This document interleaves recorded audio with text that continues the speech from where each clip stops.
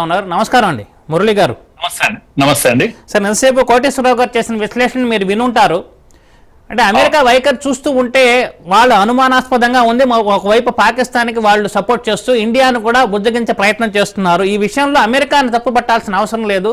మోడీ వైఖరి మీద అందరికి అనుమానాలు ఉన్నాయి అనేది ఇప్పుడు బలంగా వినిపిస్తున్న వాదన. అదే రకంగా దాన్ని ఆల్మోస్ట్ ఆల్ ఆయన సపోర్ట్ చేసేటట్టే కోటేశ్వరరావు గారు కూడా చెప్పారు. అంటే ఇంతమంది భారతీయుల్లో కొంతమంది ఉన్న ఆ అనుమానం ఏదైతే ఉందో, భారతీయుల్లో ఉన్న అనుమానానికి సంబంధించి మీరు ఏమంటారండి? అమెరికా వైఖరి మారలేదండి. అమెరికా ఎప్పుడైనా భారత్ వ్యతిరేక వైఖరి. పాకిస్తాన్ ఇండియా రెండు విషయాలు వచ్చినప్పుడు పాకిస్తాన్ వైపే ఈ 70-80 ఏళ్ల చరిత్ర అంతా కూడా అమెరికా ఎవరి పక్షాన నిలబడ్డది. 71 వారప్పుడు కూడా ఎవరి పక్షాన నిలబడ్డది. గతంలో యుద్ధాలన్నిట్లో కూడా అమెరికా ఎవరి పక్షాన నిలబడ్డది. కనుక అమెరికా యొక్క వైఖరి ఏమీ మారలేదు. అయితే మనకేమనిపిస్తుందంటే, అయ్యో ట్రంప్ ఫ్రెండ్ కదా మోడీకి, ఫ్రెండ్ అయ్యాక ఇలా ఎందుకు చేస్తున్నాడు, ఇలాంటి ఒక ఎక్స్పెక్టేషన్ మనకు పెరిగింది. కనుక ట్రంప్ ఏదో మనకు సహాయం చేయాలి, నో చేయడు. రష్యా చేసింది గతంలో, ఇప్పుడు రష్యా గట్టిగానే నిలబడ్డది, ఎక్కడ కూడా మెలకువలు ఏం పెట్టలేదు. అయితే ఇప్పుడు కావాల్సిందంత అన్ని దేశాలు మన వెనకాల నిలబడ్డాయి. ఇది మనం మర్చిపోకూడదు. గతంలో ఒక్క రష్యా మాత్రమే మన వెనకాల ఉండేది, మిగతా అన్ని దేశాలు పాకిస్తాన్ పక్షాన ఉండేటివి. అయితే ట్రంప్ అనే వ్యక్తిలో కొన్ని సమస్యలు ఉన్నాయి. ఆయన ఒక దుందుడుకు స్వభావం గాని, స్టెబిలిటీ మురళి గారు, మీరు చెప్తున్న దానికే ఒక చిన్న వివరణ కోసం మిమ్మల్ని అడుగుతున్నాను. అంటే మీరు అన్నారు కదా, ట్రంప్ వైఖరిలో ఎలాంటి మార్పు లేదు, మొదటి నుంచి వాళ్ళు పాకిస్తాన్కి అనుకూలంగానే ఉన్నారు అని చెప్పి మీరు అన్నారు కదా మీరు మాట్లాడుతూ. అవును కదండి? మరి అలాంటప్పుడు నేనే మధ్యవర్తిగా ఉండి ఈ సీజ్ ఫైర్కి రెండు దేశాలను ఒప్పించానని చెప్పి ఏదైతే ట్రంప్ చెప్తున్నారో దానికి భారత్ ఎందుకు అంగీకరించింది అనేది ఇప్పుడు కోటేశ్వరరావు గారితో పాటు అందరూ అడుగుతున్న ప్రశ్న. దానికి మీరేమంటారు? అంగీకరించినట్టు ఎక్కడైనా ఆనవాళ్ళు ఉన్నాయండి మనకు?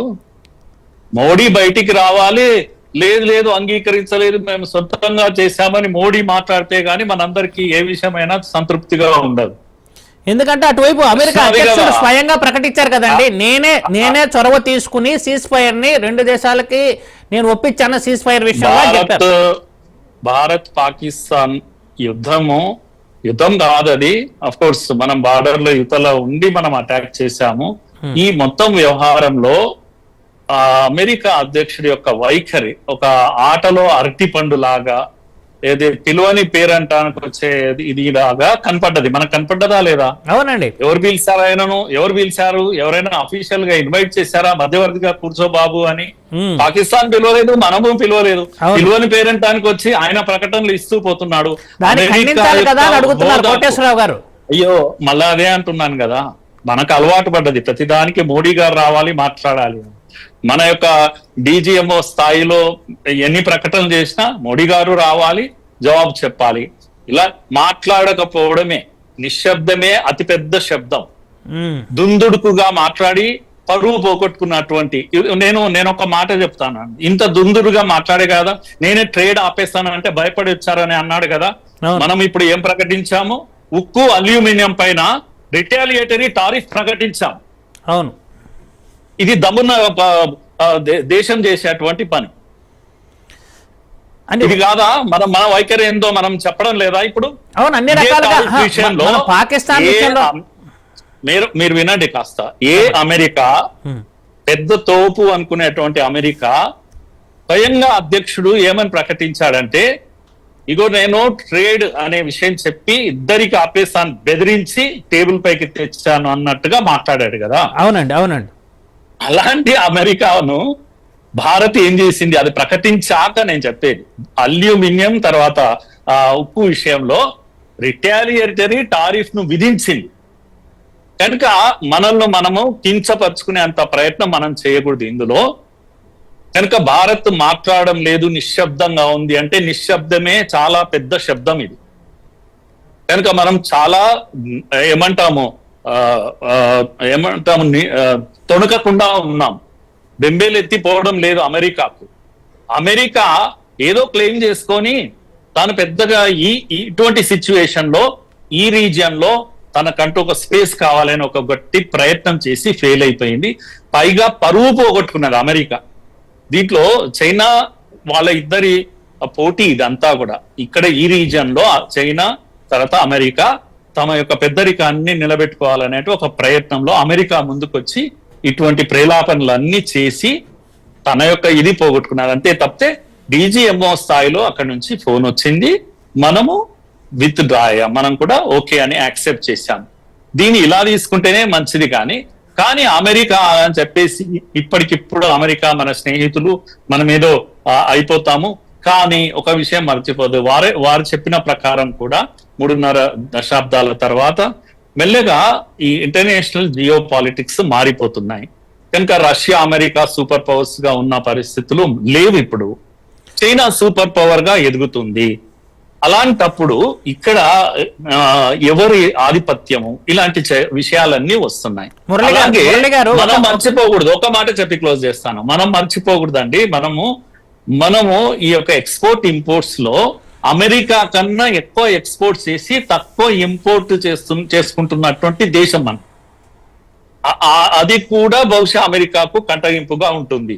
అలా అని చెప్పేసి ఇప్పుడు ఏదో అమెరికా స్థాయిలో మనం వెళ్ళిపోయామని కాదు, మన ఆర్థిక స్థితి స్థిరంగా ఉంది, నిబ్బరంగా ఉన్నాం. మనము అమెరికాకు భయపెడుతున్నటువంటి విషయాలు ఇవన్నీ కూడా. పిచ్చి పనులు చేశాడు. టిమ్ తో ఏం మాట్లాడాడు, ఆపేసేయండి మీ ప్రొడక్షన్ ఇక్కడ అని మాట్లాడాడు, ఐఫోన్లు ఇక్కడ. వాళ్ళు వింటున్నారా? టిమ్ ఏమన్నాడు? నో మాకు ఎక్కడ లాభం ఉంటే అక్కడ చేస్తామని చెప్పాడు. ఎందుకంటే టారిఫ్ చూపించి ఆయన బెదిరించాడు. కానీ ఉత్పత్తి రేట్ ఇక్కడ తక్కువ ఉంటుంది, కూలీలు చాలా తక్కువగా దొరుకుతారు, కనుక మాకు లాభసాటిగా ఇండియా ఉంటుంది. కనుక ఈ వ్యవహారం అంతా సిల్లిగా చేశాడు అమెరికా అధ్యక్షుడు. చిన్న పిల్లాడులాగా వ్యవహరించాడు, తన పరువు పోగొట్టుకున్నాడు.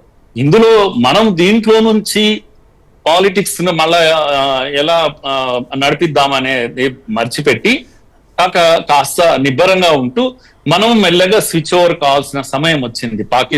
అమెరికాకు గట్టిగా జవాబు చెప్పాల్సిన పరిస్థితి వచ్చింది. మురళి గారు, ఒక చిన్న క్లారిఫికేషన్. ఇప్పుడు అమెరికా వైఖరి మీరు చెప్తున్న ప్రకారం చూస్తూ ఉంటే, మీరే కాదు కోటేశ్వరరావు గారు కూడా అదే విషయం చెప్పారు, పాకిస్తాన్కి అనుకూలంగా ఉందనే మనం అనుకోవాలా ఇప్పటి వరకు చూస్తూ ఉంటే? అంతే కదా?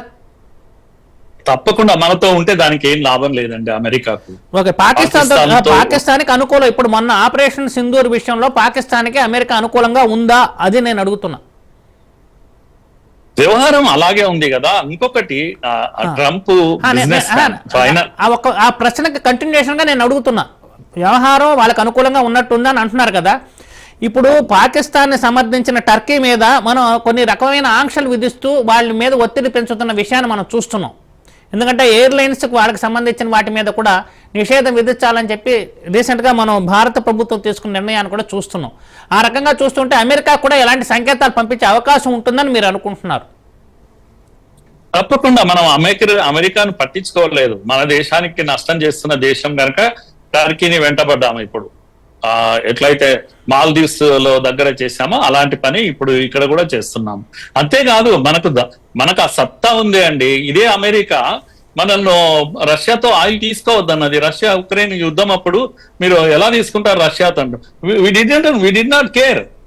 మన అవసరాలే ముఖ్యము, మన నేషనల్ ఇంట్రెస్టే మనకు ముఖ్యము. విన్నామా మనం ఎవడైనా మాట? నాటో కంట్రీస్ కూడా చెప్పాయి. అయినా అదే ఆయిల్ ను రిఫైన్ చేసి అదే దేశాలకు అమ్మాం మళ్ళా. కనుక మన ఇంట్రెస్టే ఫైనల్. ఆడ అమెరికా ఉండని టర్కీ ఉండని మనకు అనవసరం కదా. మనం వెన్నెముక గట్టిగా పెట్టుకొని నిలబడ్డామా లేదనేది ప్రశ్న, అంతే.